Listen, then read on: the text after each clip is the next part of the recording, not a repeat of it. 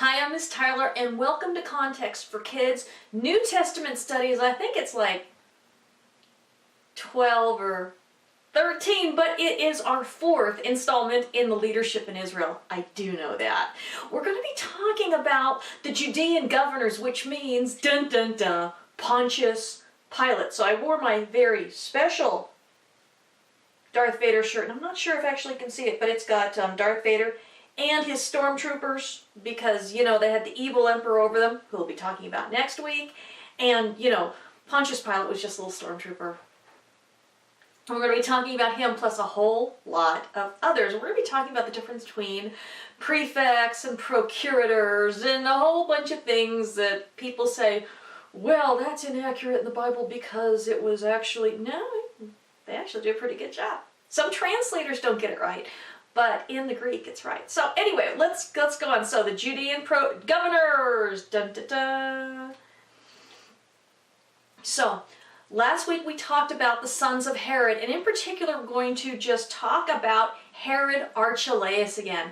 Remember, he was the worst of Herod's sons. Not only was he just more brutal than his father, but he wasn't a military man. He wasn't a good administrator. Herod, for all his faults, really did a good job with administration. He was a brilliant general. You know, in addition to be like the greatest, or one of the greatest architects who ever lived. And so, Herod Archelaus shows up in Matthew 2:22. And he served as his father wanted him to be king, remember, but they only gave him the title of ethnarch, which is an ethnic governor. It's not a king, it's a ruler. Okay, you couldn't be a king, and I forgot to say this, but I put in the notes last week. You couldn't be a king unless Caesar made you a king. Herod was a king because the Roman Senate gave him that title. Herod wanted his son, Herod Archelaus, to have that title as well, but they refused to give it to him. They just made him an ethnarch, and the two other sons who were given stuff, they made tetrarchs. So tetrarch is a ruler over 1/4 of a territory, tetra, 4. And then ethnarch is a ethnic ruler, a ruler over an ethnic group. It's bigger than a tetrarch. Okay, there we go.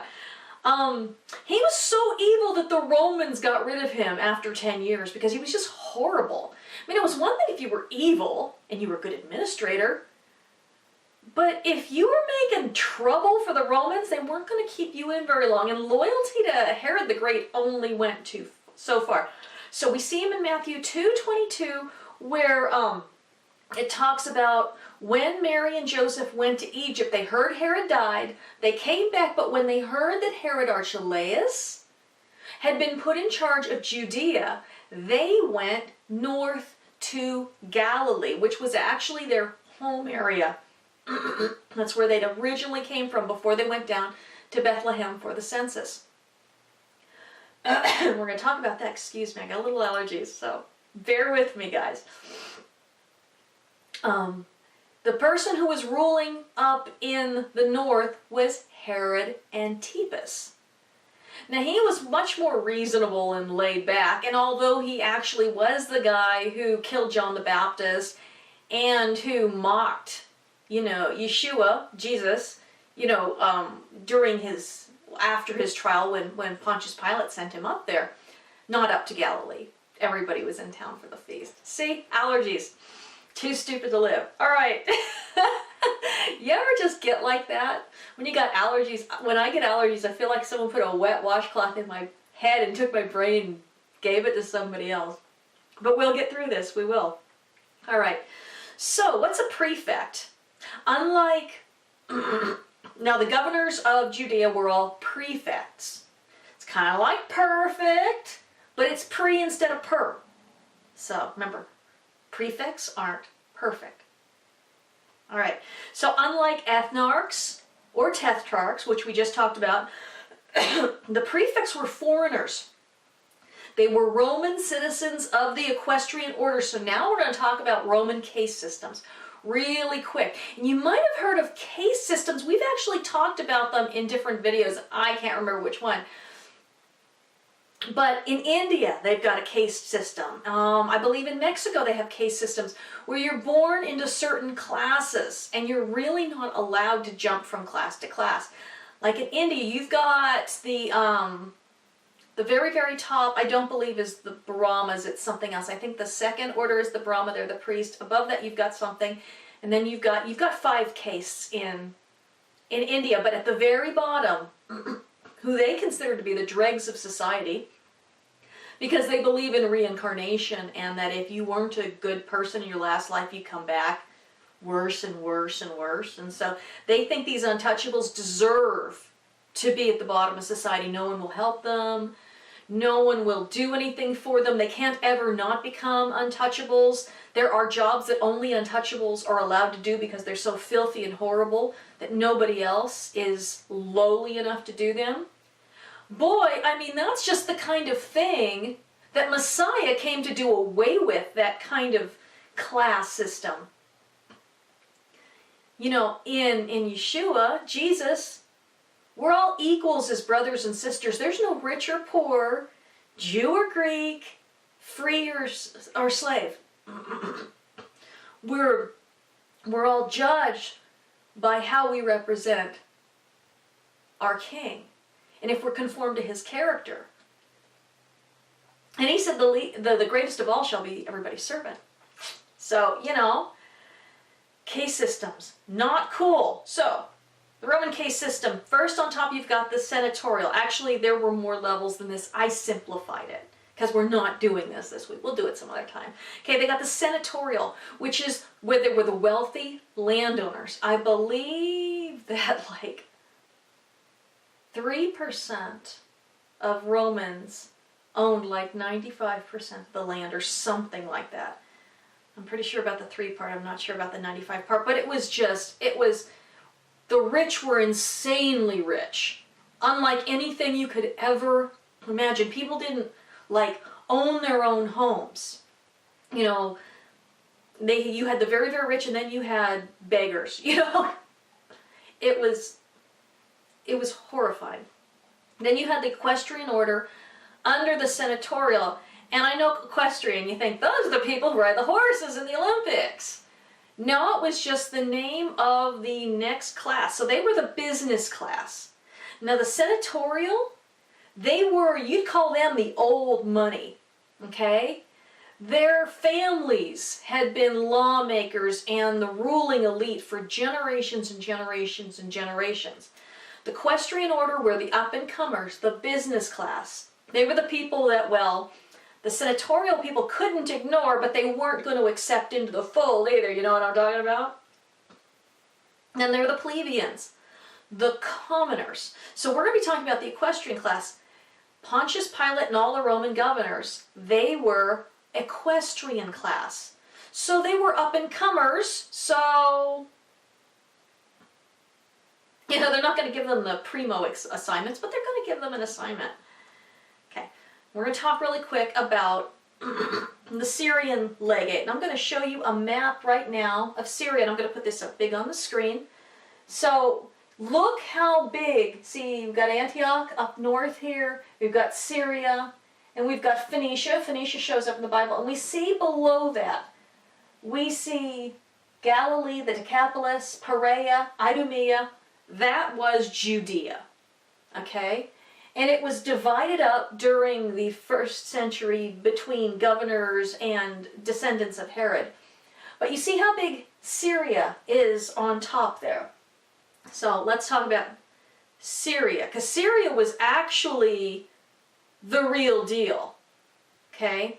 The Roman-appointed governors were kind of under the supervision of the legate of big old Syria, because Syria was considered a big deal province where, you know, a senatorial class person was ruling.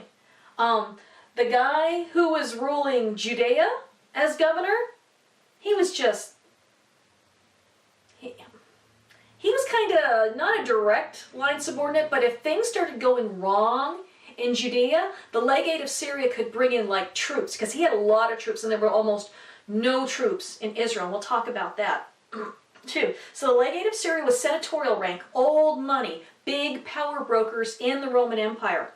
So when we see that Mary and Joseph went to Bethlehem when Quirinius conducted his first census, and we know he conducted a census in 4 of the Common Era, but according to the Bible, he also conducted one previous to that, somewhere between 6 BCE and 4 BCE, because I'm talking about Herod died in 4 BCE, and we know that he was alive still when Yeshua was born. So, and they killed all the babies, 2 years old and younger. So we know that sometime during those 2 years before Herod died, Yeshua was born.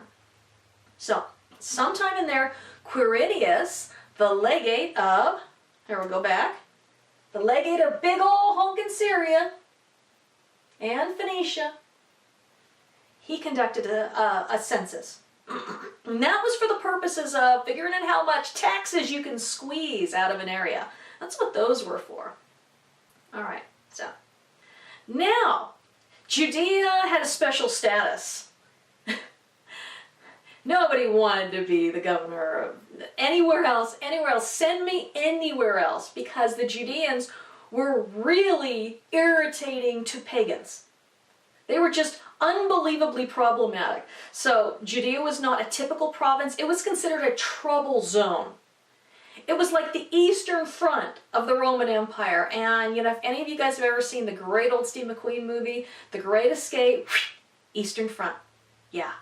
You didn't want to go there. It was actually the eastern front of the Roman Empire. It was as far as Rome went, and then on the other side were the Parthians, who were a very mighty empire. A lot of trouble with Rome. Rome actually had to sue for peace with them because they couldn't beat them. So the governors were very different than governors of other Roman regions. They sent their nastiest guys out there. Now, these guys were, I call them governors. The technical term was prefect, like we'd said. Now, the responsibilities and privileges of a prefect, they were the sole judge over non-citizens and soldiers under their command. They were in charge of the finances of the province. They could appoint collectors for customs taxes, so that's trade goods, but not land or poll taxes. Those were Roman officials sent by Rome. Okay, so when we see like Zacchaeus and Matthew, tax collectors, those were customs. Those were over trade goods. Those weren't over like land taxes and those kind of things, because those would have been Roman officials. Had no power over the Sanhedrin. What is the Sanhedrin? Remember, this is the Supreme Court of the Jews, and we'll do a lesson about this later. But it's like how the President of the United States doesn't have authority over the Supreme Court of the United States. Well, in the same way, the governors of Judea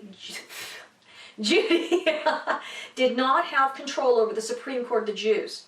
They handled Jewish law, and they mostly actually handled everything themselves. And the governor only stepped in when things got crazy, which with the Jews happened quite a bit, because like with Pontius Pilate, he was playing some nasty games, and some of the governors were really bad people, and they really provoked the Jews. And then some Jews really provoked the Romans, so it was both sides. Nothing simple, right? Okay. The prefect was also, well, he was not a lawmaker. He didn't make laws. But he, after 30 of the Common Era, he had absolute right to, he was the only one who had the right to put anyone to death. That's going to come into play later when we see that the Jews, the chief priests, not the Jews, the chief priests, the corrupt Sadducean chief priests, because you couldn't be a chief priest unless you were of this party, they had to bring Messiah to Pontius Pilate to kill him, because they didn't have the authority to do it themselves. And he teases them about that too. And the prefects also were the ones who appointed the high priests. I think I've mentioned that the Romans, after the death of Herod Archelaus, took the high priest garments and they locked them up and only let them out 3 times a year for the feasts. And you served if Rome wanted you to serve. This wasn't like son taking over for father, or maybe, if the son wasn't fit for the job, because sometimes the son wasn't fit for the job, the Sanhedrin would choose someone else. That's the way it used to be. That was the right way. But the Romans, foreigners, were appointing high priests who would take care of their interests, which the Sadducees were only too happy to do. All right, so now the prefect, governor, had a military force. And this surprises a lot of people. Do you know there were less than 3,000 Roman soldiers in Israel? And they were mostly in Caesarea by the sea, which I didn't put on a map here, so I will get a map and I will put it up. That's a little note to myself, put up a map. Most were in Caesarea by the sea. As I recall, there was 1 cavalry unit and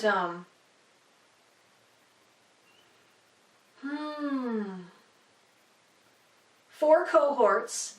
And then the fortress Antonia in Jerusalem only had 1 cohort. That's 480 soldiers. That's it. They did not have many soldiers in Jerusalem except during the feast when they would bulk everything up. Because that was the time when false messiahs would rise up promising to lead the Jewish nation to glory, and there were riots.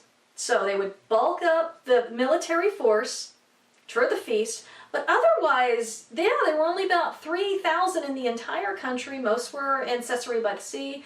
There were little garrisons throughout the country, and then just the 480 in the whole city of Jerusalem, which is why the fortress Antonia was so small. It didn't really need that much room. It was a barracks, is what it was. Just a barracks. Wasn't like what we would consider to be like a big defensive fort, like Helm's Deep or Lord of the Rings reference, sorry. Okay. Okay, so anyway, taxes. Unlike tetrarchs and ethnarchs, so unlike Herod Archelaus and Herod Antipas and Philip the Tetrarch and Agrippa I and Agrippa II, prefects collected taxes directly for Rome's imperial treasury. Those taxes would go to Caesar. Instead of owing a set tribute like Herod's sons. Herod's sons could collect as much taxes as they want, and then they could keep what they didn't owe to Caesar. The prefects were civil servants. They were public employees, so what they collected, they were on salary. What they collected went right into the imperial coffers. A lot of people don't know that. All right. So, now, the living quarters were called the Praetorium. And this was in Caesarea by the sea. That was the governor's main headquarters in Caesarea by the sea. We'll show that on the map again. But during the feasts, prefects lived in Herod's palace in Jerusalem. Put up a map so you can see where that was with respect to the Temple Mount. It was a grand palace, but it was also a fortress, and there were a lot of soldiers in it. It was actually bigger than the fortress Antonia. A lot bigger. All right. So, okay. Legal authority of the prefects. They had absolute power to put any non-Roman citizens to death, and most people living in the empire were not Roman citizens. It's not like America, where if you're born here, you are a citizen. You had to either be born the son of an actual citizen, or you had to buy your citizenship, and it was insanely expensive.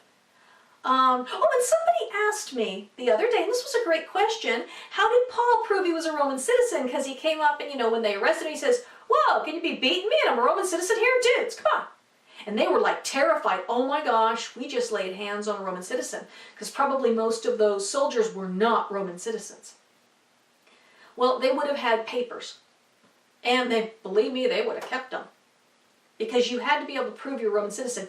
If you claimed to be a Roman citizen and you weren't, it was a death penalty offense. And it wasn't one of the nice death penalty offenses because, let's face it, there are better ways to die than others. And it was a bad death penalty offense. So yeah, the Roman citizen was considered sacred. Okay? They were considered like almost holy. The body of a Roman citizen was considered to be holier than the body of a non-Roman citizen. They took this citizenship really seriously. Okay, so, like I said, the prefect had the absolute power to put non-Roman citizens to death. They had no appeal. But Roman citizens could appeal to Rome, which is why when Paul was before Felix and, we're going to talk about the other guy, Festus, he says, I appeal to Rome. Now they didn't send him to, they weren't doing a death penalty, but he wanted to have his case heard before Rome. The prefect also had the ability to remit sentences. What that means, remit a sentence. It means somebody has been condemned to death. The prefect can say, I pardon you. So that's what he did with Barabbas. When Yeshua was going to be crucified, you know, he says, well, I always release somebody at the Passover. Who do you want released? Yeshua? Jesus or Barabbas? And the Sadducees had gotten the crowd whipped up and probably paid them. And because they had a lot of money, we're going to learn about the Sadducees. And they said, we want Barabbas. Because they were both political prisoners. They were both rebels. You did not have the death penalty for crucifixion unless you were rising up against Rome in some way, claiming to be king, claiming any authority that would undermine Rome's authority. Couldn't do that. Couldn't do that. That's what crucifixion was saved for. So when it says robbers up on the cross, they weren't burglars. No, they were rebels. Because that was the only time that they crucified people. Anyway. Okay, the prefects versus the Herods. And this is so important, guys. This is really important. Because what's the big deal about there being a prefect down in Judea as opposed to having a Herod up in Galilee? Well, the prefects were foreigners. They were not Jews. The Herods, even with as terrible as they were Jews, and they did have loyalty to the Jewish people. Okay? The number one area is in religious sensibilities. The Herods did not do anything to antagonize the Jewish people with the religious stuff. Okay, they weren't trying to put up false images in the temple like Caligula tried to. Or Pontius Pilate, he brought in Roman standards with the image of the golden eagle on them. That was considered idolatrous by the Jews, and he did it on purpose. Okay? Now, in the very last years of Herod, he kind of went nuts, and he did a few things. But during most of the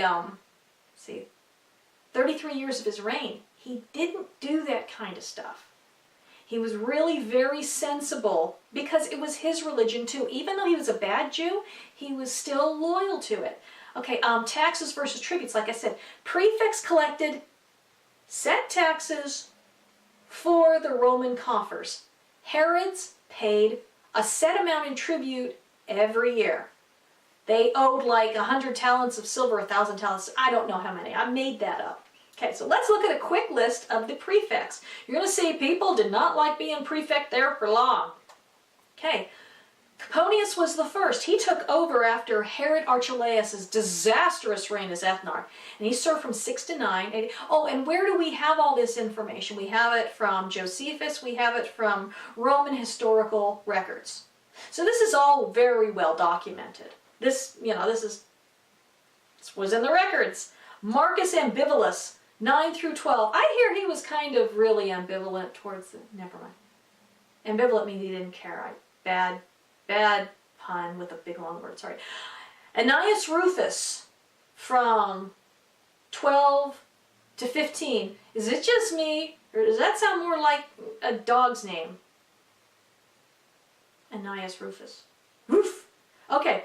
Valerius Gratus, 15 to 26. Okay, now everybody up till now has only served 3 years. They either really didn't like Valerius or he actually did a good job because he was there for 11 years.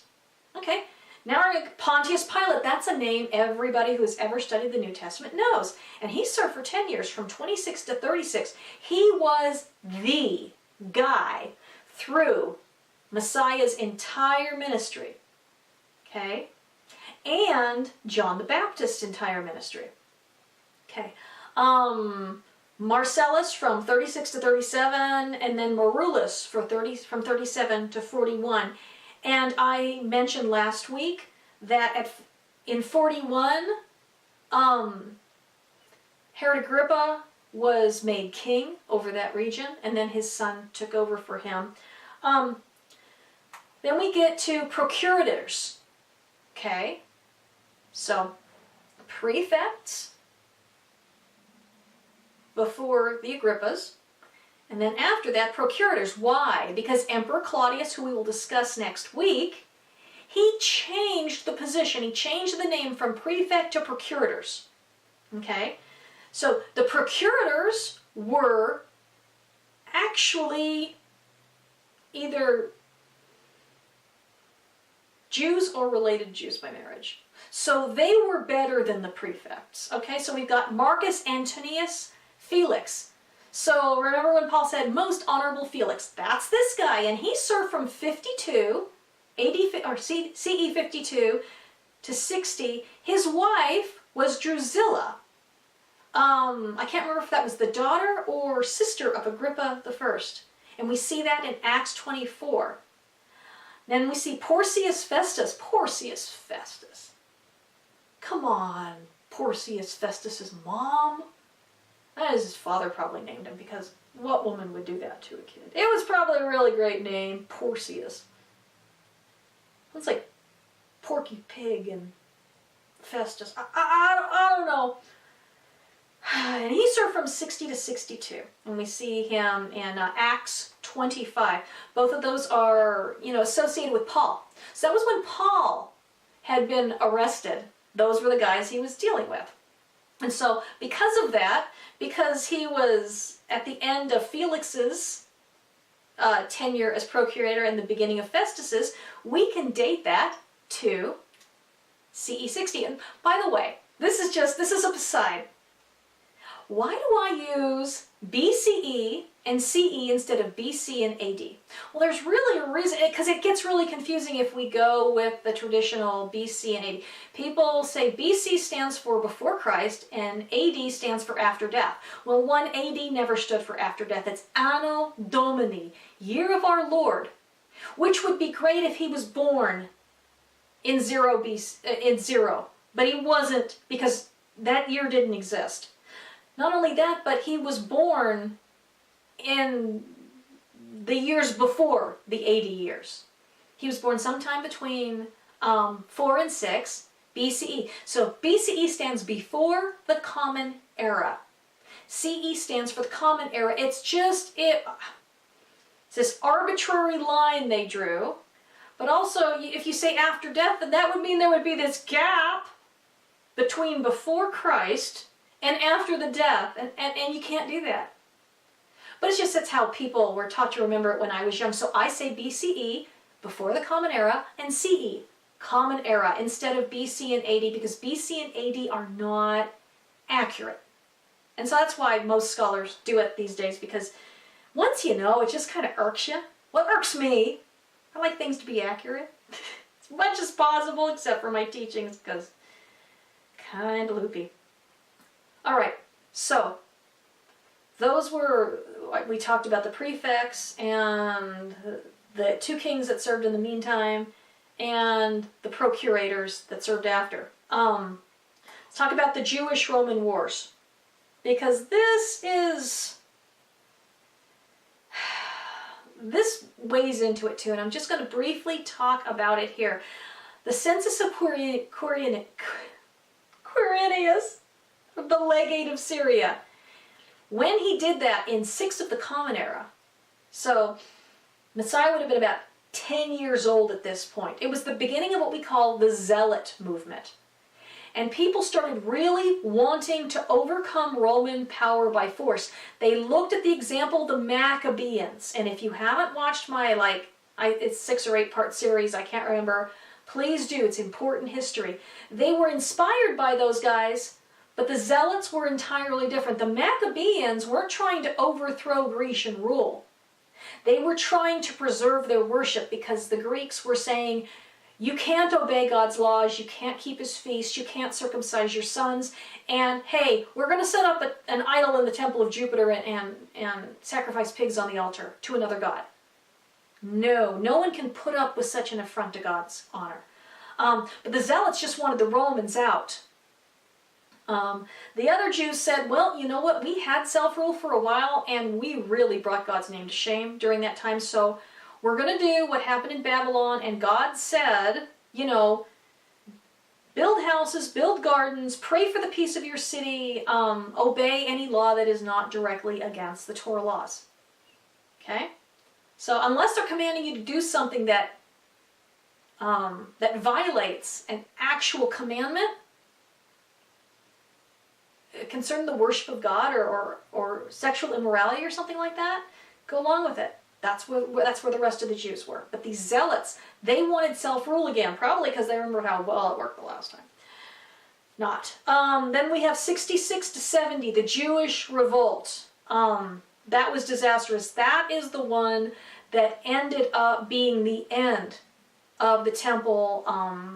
When Titus and his soldiers, of course Titus didn't want the temple destroyed, but things got out of hand. Fires broke out because of the Zealots. And everything was destroyed. And then in 135, we have the Bar Kokhba revolt. So we really have 3 main Jewish-Roman wars that caused a lot of problems. And it was one of the reasons why they sent the most brutal of the equestrian order out there to rule. Okay, so let's talk about Pontius Pilate. And this is going to be cool because we're going to read actual recorded letter written about him that we have in, not in the Bible, but in actually Roman sources. So, now Philo, he was a Roman citizen. He was a Jewish philosopher, but he was a Roman citizen. And he wrote in De Legatione ad Cajum, section 38, and I probably said that wrong, but how many of your parents can actually speak Latin? Probably not many. So we're all going to have to just assume I was right. Agrippa I. Now remember, he was the grandson of King Herod. He called Pontius Pilate an unbending and recklessly hard character. Corruptibility, violence, robberies, ill treatment of the people, grievances, continuous executions without even the form of a trial, endless and intolerable cruelties. That was a direct quote about the historical Pontius Pilate. Oh yeah, what a guy.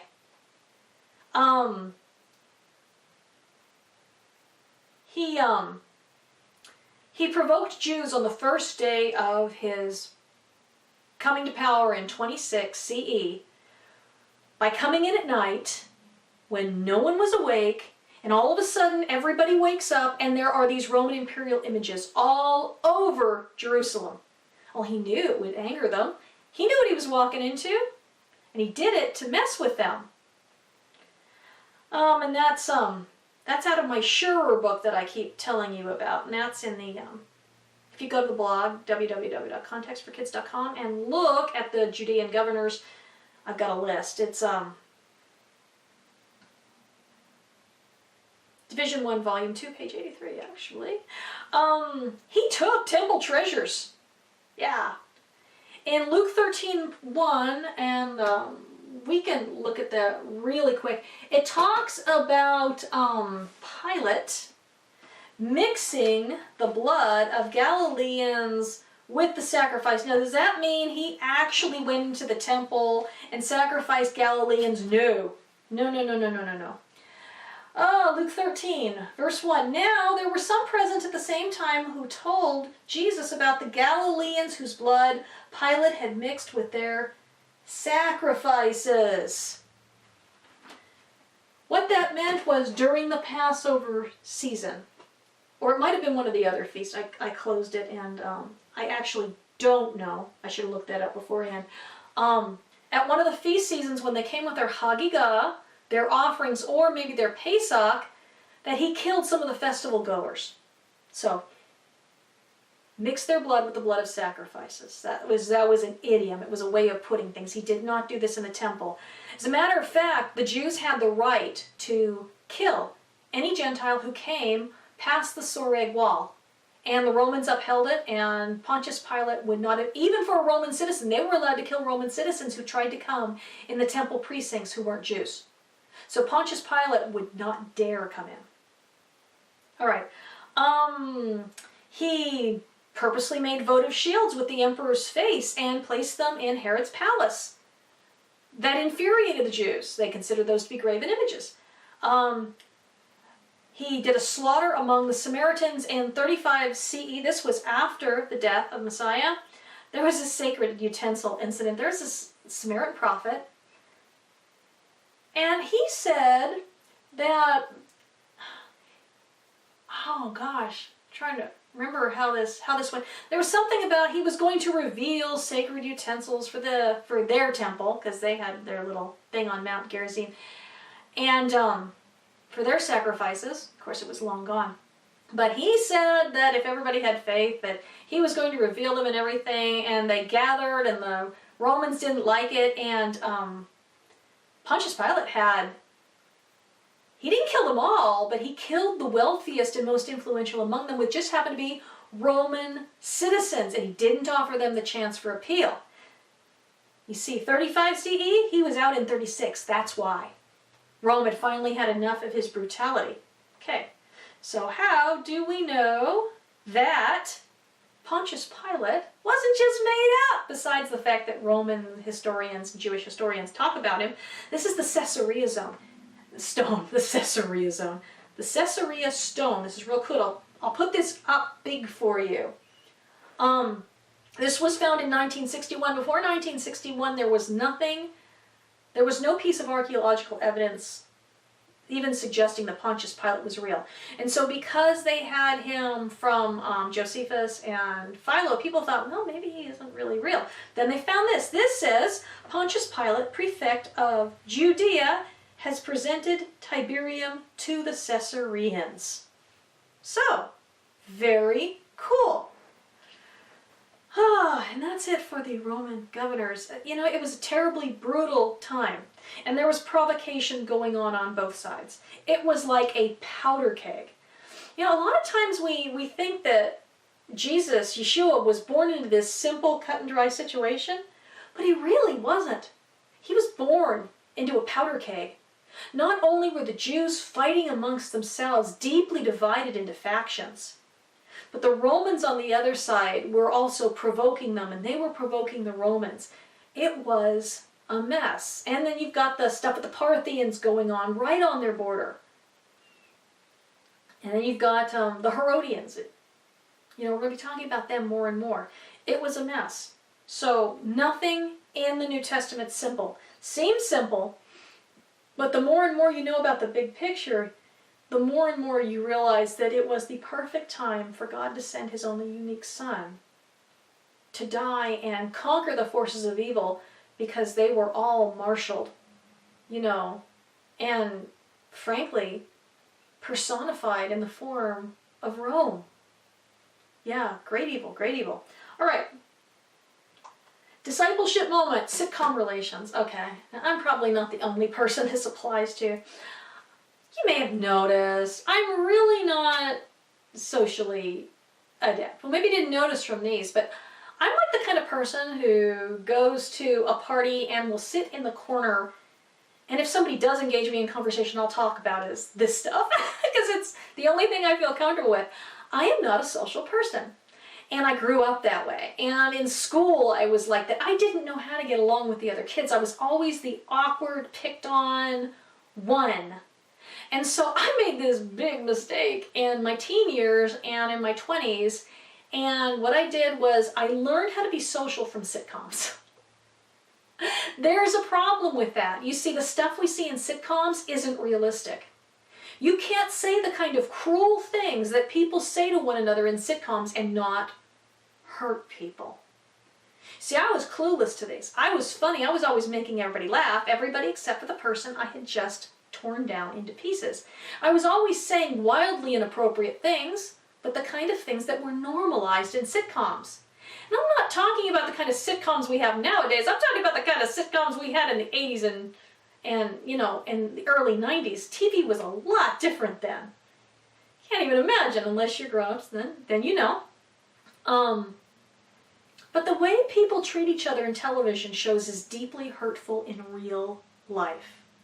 Friends wouldn't talk to friends in real life the way they talk to each other in sitcoms because it's cruel and hurtful and demeaning. So, you know, if I had to go back and do it again, I think I would choose just to be not very social instead of hurting people the way I did, just in the effort to try and be more acceptable and to get along, because sitcoms aren't real life. Anyway, so that's it for this week, and I hope you learned something. We're going to talk about the Caesars next week, and they're really interesting. They're kind of, some of them were just totally nuts, too. And then the week after that, we're going to talk about imperial cult, and that was really crazy. That's going to surprise you. You may not have even known that something like that existed, but we will be talking about it. Anyway, that's it for this week. I love you. I'm praying for you, and I hope you have a wonderful week studying Scripture together as a family. You take care.